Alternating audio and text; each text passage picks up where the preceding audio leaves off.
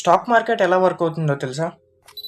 ఒక company grow కావాలంటే దానికి మనీ కావాలి. సో కంపెనీలో నుండి కొంచెం భాగాన్ని అమ్ముతారు. వాటిని షేర్స్ అంటారు. మీరు ఒక షేర్ కొంటే ఆ కంపెనీలో నుండి కొంచెం భాగం మీ సొంతం అవుతుంది. ఈ షేర్స్ ని అమ్మడానికి ఒక ప్లేస్ కావాలి. లైక్ మార్కెట్ లో కూరగాయలని ఎలా అమ్ముతారో అలాగా ఈ షేర్స్ ని అమ్మే ప్లేస్ నే స్టాక్ మార్కెట్ అంటారు.